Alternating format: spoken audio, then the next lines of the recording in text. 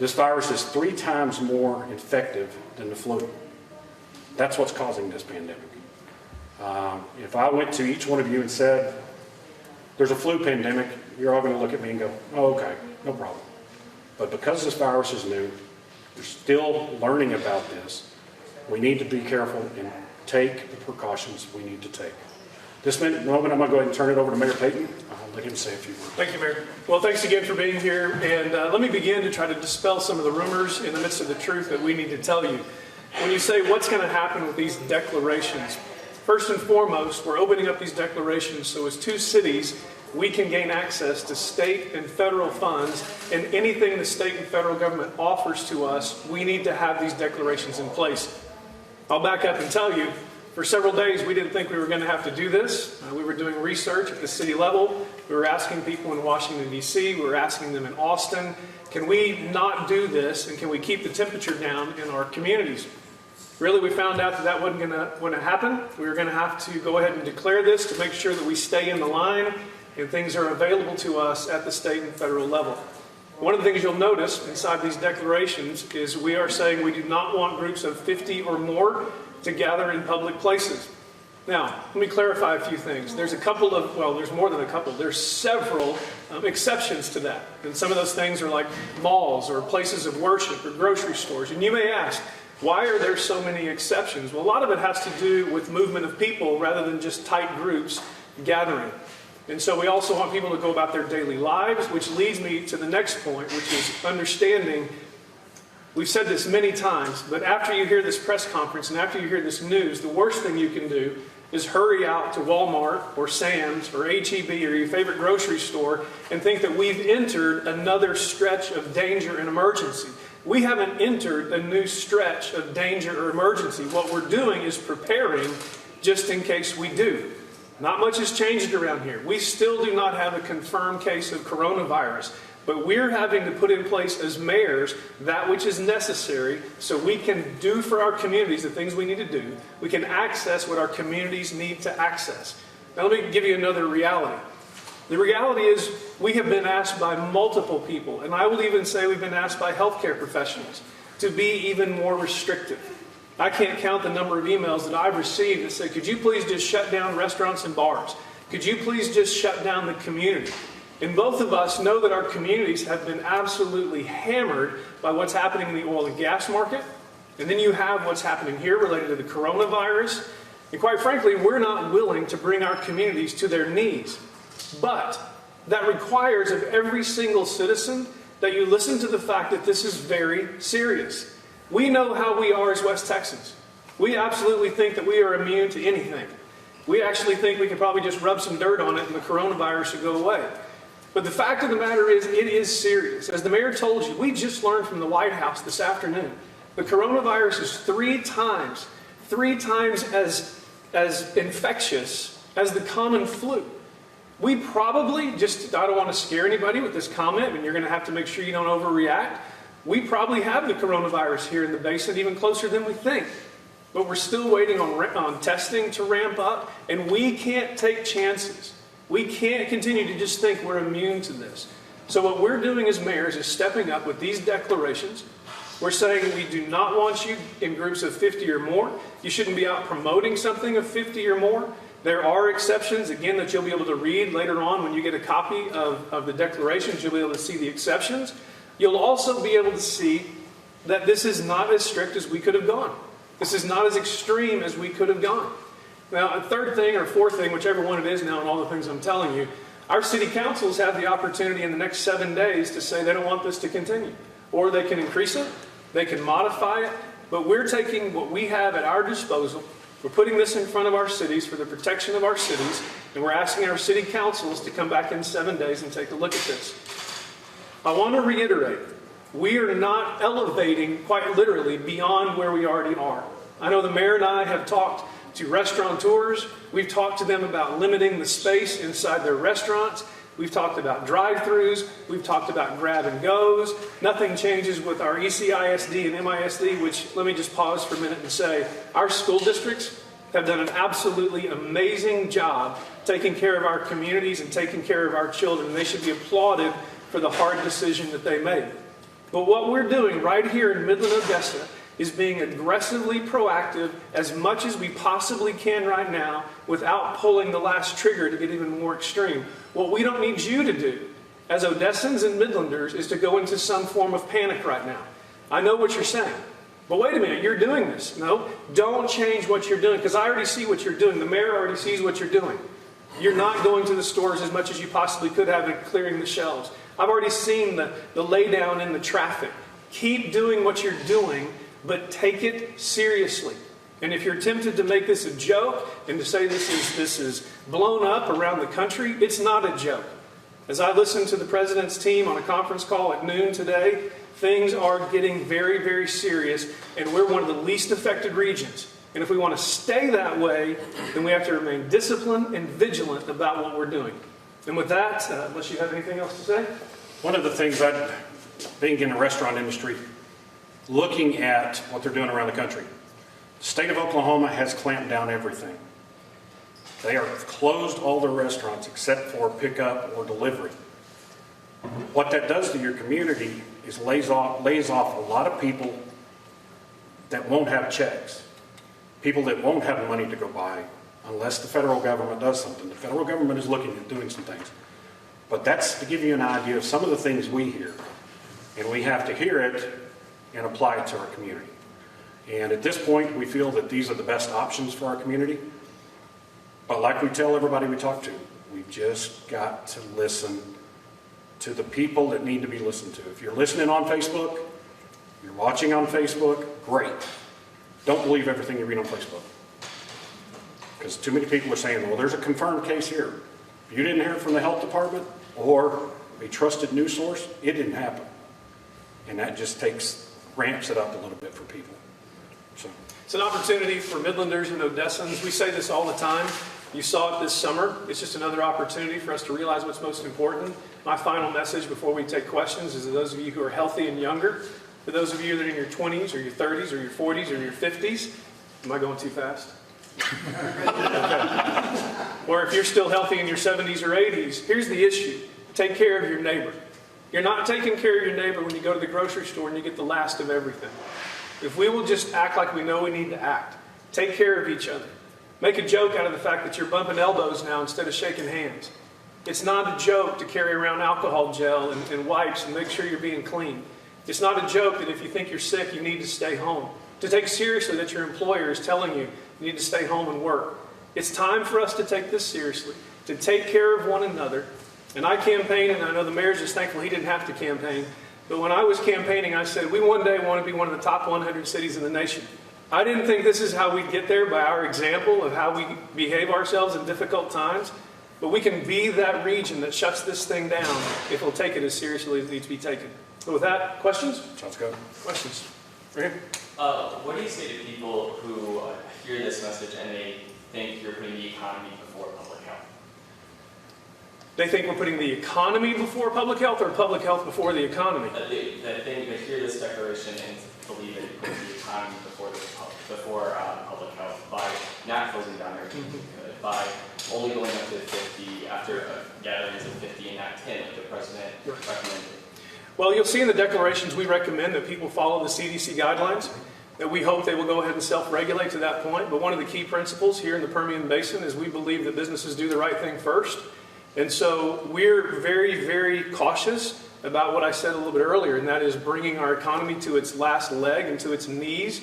When oil-producing regions in this country are now looking at what happened at the close of the business day today with oil being at $20 a barrel, and when people are looking at their employees, we believe we're not putting the economy before public health. We believe we're asking the citizens of our cities to think about health and to save our economy without us having to go to extremes.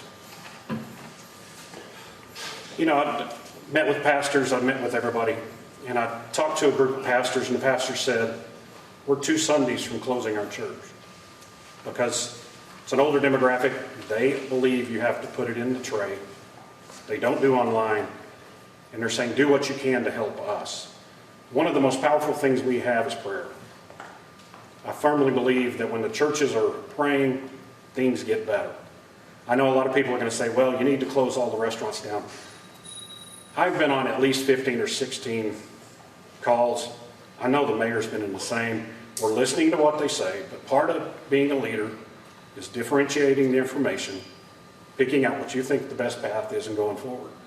Now, will we change it in a week? It could change in a week because we know how fast cases can be brought into community. And that's what we're watching. But you also have those people that aren't going to eat if they don't work. And it's a balancing act. So we have to balance public health with the best for the public. So Just keep going that direction. You mentioned already that you're not going to close down restaurants, etc. Does this thing apply as well to bars, coffee houses, any non-food service establishments? Yes, you'll see within the declaration, we're not shutting down bars and restaurants, although I want to reiterate or just repeat, I've lost count of the emails of people saying, would you please shut down restaurants and bars? But here's what we're asking restaurateurs and bar owners to do. Pay attention to the crowd. Make sure that people are not shaking hands. In fact, you might want to put a sign on the door that says, don't talk to your neighbor at the bar, which wouldn't be a very fun bar at this particular point. But we're not shutting these things down. Could we shut them down? Yes, we could. But the reality is we're going to depend on restaurant owners and bar owners to do the right things, to pay attention to the CDC regulations, and keep us from having to make that drastic decision. Now, will it change? As the mayor said, things could change. We might get some news in the next couple of days about a coronavirus positive ID here, and we'll have to reevaluate where we are. But again, we're taking the chance and we're taking the risk to ask our business community, take this seriously with us and for us so that we're walking down this path together. I've had phone calls from restaurants. I'm in that industry, I understand it. And I'm telling them, look, what you need to do, space out your tables. If you have tables, make sure you have sanitizer for the customers coming in. They need a place to sanitize their hands. Make sure you're wiping down, things like that. Restaurants are people driven. They're going to do what they have to do to protect the business. And like I said, things can change overnight. Absolutely. Just keep going. And make sure I understand this correctly. You guys are recommending that these businesses, restaurants, they not allow more than 50 people or else suspend operations. But is this enforced in any way? No, we're not going to enforce it. Now, we can enforce it. The mechanism to enforce for us as municipalities, if there are more than 50 people in a gathering, in a close gathering, that mechanism is there. Are we going to send our police and firefighters out on 50-person patrols to go look at the community? No. But we're asking you to please respect this as it is in resolution and take care of your patrons in that regard. I've talked to restaurant owners who have said, listen, we don't have a problem with spacing the tables, with looking at our dining room, seeing we've got 48 people in there and telling people we'll call you back just like a reservation would be. And so we're trying to do everything we can to help in that regard, but you're correct that it's in the resolution, and but we're not going to go around searching for people. Okay. Next question. Why can't we get the test results? Other places, have to prove something positive and the negatives. I was just wondering why we don't. One of the questions that's been posed, and one of the answers that I've received from the health department, is if I come out to you as this group and say, we've got 50 tests going at one time, what are you going to do? Panic. You're going to think, oh my God, we've got this many people that are sick. We come out and say we've got 20. They're all coming back negative.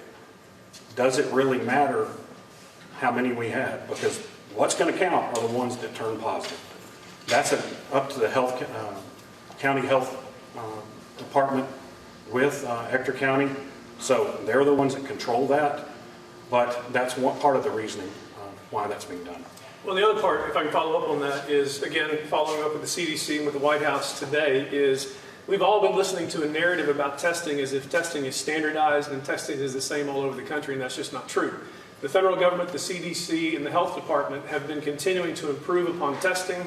We just heard today there's even another new type of test that's coming out. And to be very blunt with you and efficient with you about what's happening in West Texas, because we're one of the least affected areas in the country when it comes to access to those tests at a national level, we're actually getting those things later because we're less exposed right now. And so the testing, even though you might send it to Lubbock or you might send it to Utah, it's not turning around as fast as we would like because of the testing that's available, but testing is beginning to ramp up on a national level and getting better and getting more efficient. But a lot of these testing locations have been overrun, and it has delayed the results of getting back to those. So it really is just a matter of an overrun of the market related to testing, and now that's even changing. And to add to that, we're also hearing from the federal government that because testing is getting better, what we're concerned about is we may see even more cases now because tests are better. And so, again, tomorrow we'll even have another answer for that question because of how testing will change by tomorrow and by the next week. So we have lagging indicators, which is why it's so dangerous for our cities to think, oh, we're good, because the indicators are lagging. And even if you look at the graphs from the CDC and other clinics, they'll say our test results are lagging behind. So don't take that we have 0 cases today as we have 0 cases. And many times with the cases, we are going to get more of the quote kits. There's a shipment that's down in Fort Stockton that will be distributed to the Permian Basin. But one of the problems is if we send it to Lubbock, they're open 5 days a week. Well, if you send it off on Friday, Saturday and Sunday, they're not looking at it because they're limited in staff. So it could take 4 to 5 days to get it, depending upon when it's sent off. And so we just don't want that lagging, oh my God, here it comes. So Let's go back around and we'll just keep going back around.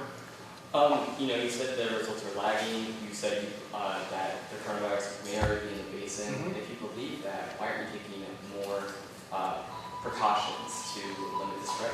Because I think we're taking the adequate precautions we need to take. Same answer I gave you at the beginning. I think we're being as extreme as we can possibly be at this point. And if we have to move further down the line, we'll move further down the line. So I think I'm very comfortable with the decision we're making and with what level of extremity we think we're at. And so we'll stay there until we get another sense that we need to ramp things up. I still understand why we're not being more transparent about the number of tests that are being done in the area. New Mexico is keeping up with all the testing throughout the state.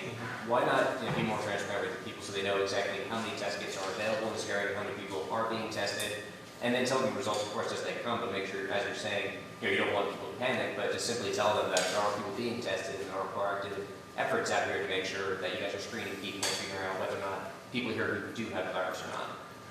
You want to go ahead? sure. And part of it is this whole thing is moving. I mean, what we get in a phone call today can be totally different than what we get tomorrow because the state and feds are learning as we're going. One of the things, that is just an individual decision that's up to that entity. Right now, Hector County has decided not to. Do I think they might change? Yes, they might change. I'm talking to them about it. We've had some others. But at this point, they feel that is the best moving forward because right now, everybody, it's like you're standing on a cliff and you're just looking for something to push you over. And we need to help manage that message, yes, by getting on Facebook, talking to the communities, sending out things on Facebook. It's just how you manage that message not to create more panic. Because, if we, like I said, if we told you we had 50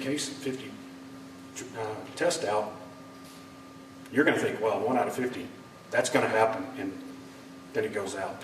Because you have to realize that different levels, different education are going to interpret things different.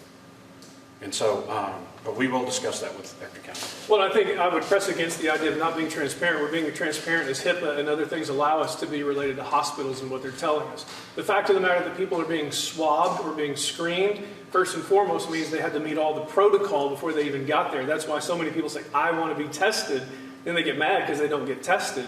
And the reality is those things are happening, and we'll be transparent with the numbers as we have been, very clearly to say we have no confirmed cases of coronavirus here. People are being swabbed. As to how many of those tests are going out, we're restricted to how much we can report on that, but we're in contact with the county, and we're in contact with our hospitals to find out what those answers are. And when we have them, you'll be the first to know.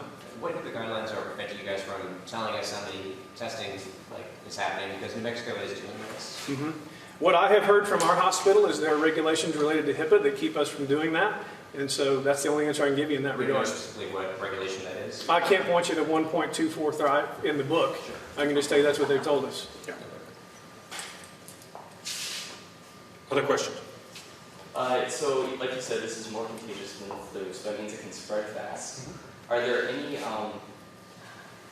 precautions or efforts being undertaken by the cities or the hospitals to expand the beds that can house patients, to get more ventilators, to prepare for an outbreak when it comes to Permian Basin?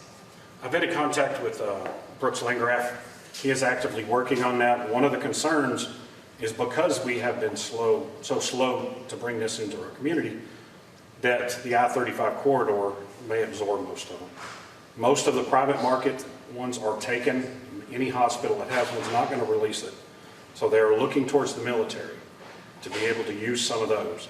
They've also asked the companies that make ventilators to ramp up production, and there's going to be a little bit of a lag. I know we posted how many ventilators are in Ector County at both hospitals.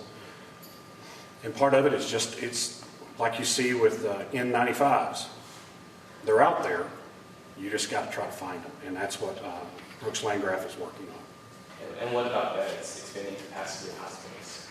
There's actually an extra room, or actually floor at ORMC that they've offered to open up if they need it. And so we're just watching the counts in the hospital to see what's going on.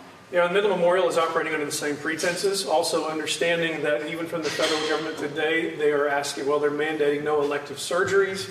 That includes even dentistry. And so what we're doing in the first is not trying to add before we find out how much we can take out so we have that available. And the other thing that's going to help us to continue to ramp this up is the fact that young people and those who are healthy don't automatically think they need to go to the hospital and think they need to be admitted, which causes me to remind you, because of your question, again, we are not ramping up anything we haven't already told you to do. We're just making it more serious. And so it's important for you to understand the process if you think you might have the coronavirus. Number one, you probably don't. Number two, if you have a fever, if you have a dry cough, if you have respiratory problems, then call your primary care physician. Don't run out of your house and run to the doctor's office and run to the hospital. Call your primary care physician or call 68 nurse and follow the instructions. The other thing to tell you is follow their instructions. Don't tell them the instructions you want them to give you. They are the health professionals going through a protocol. And so when they get through the protocol, then it'll be determined whether you're tested or not. And as mobile clinics ramp up, which they already are even around here, you'll be told you can go to a mobile clinic. It's not Chick-fil-A. You don't just get to order your test.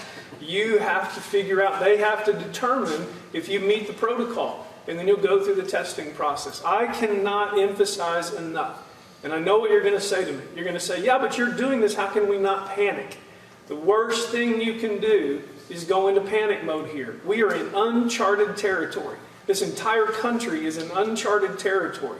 In Washington, D.C. today, they said we are in wartime footing. And the fact of the matter is what we have to do, as one of the one spots in the nation least affected by this, is we have to go to some extremes on our own to prevent some of the extreme things happening that are the basis of questions being asked. So we're asking you to understand what we're doing. Remember, the primary reason for these declarations is first and foremost to make sure we don't miss out on what the state and federal government can make available to us for aid.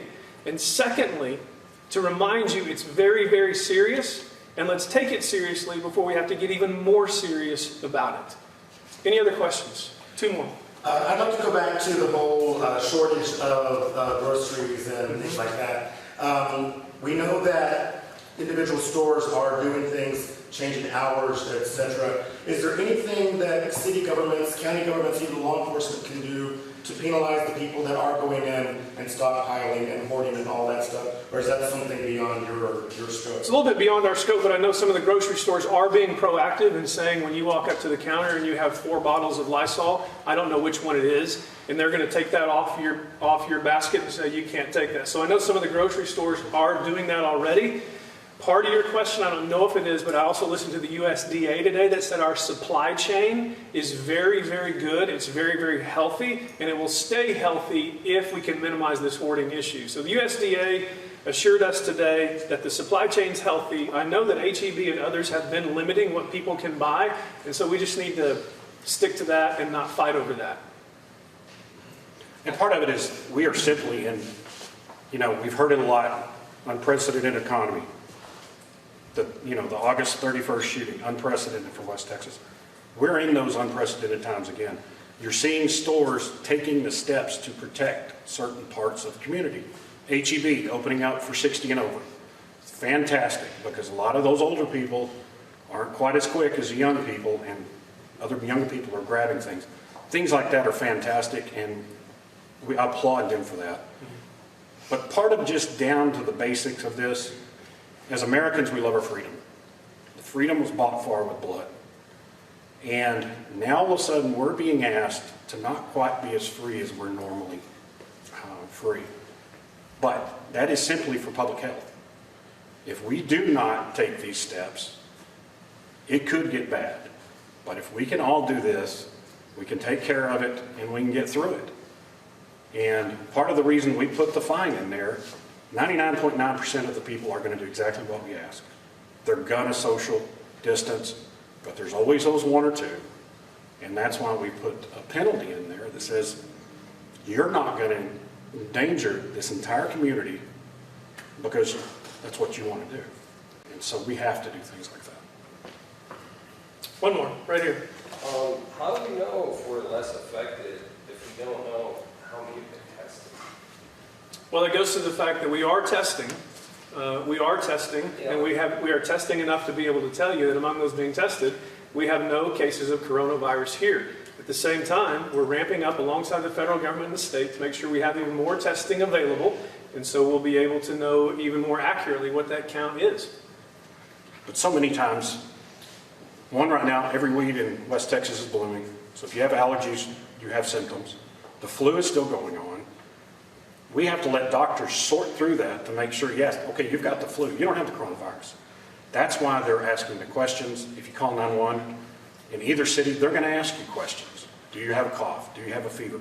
Because they need to know where to take you.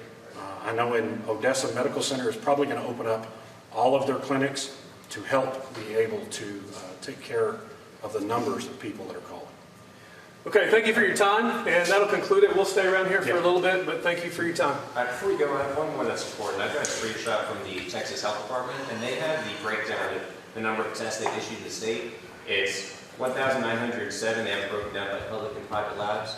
I'm still not understanding why we don't know the number of testing that's being available in the county when the state itself is being able to release these. Because I don't have the answer to that question. I understand. I don't have the answer. You can keep asking me that question 42 different ways, but I don't have an answer to that question. But could you get it to our offices? Like, If we can get that number accurately. I sent it to you yesterday. Okay, they can do individual interviews, but the press conference part is open. You sent it to them yesterday? Okay, so you have an answer, you just haven't found it.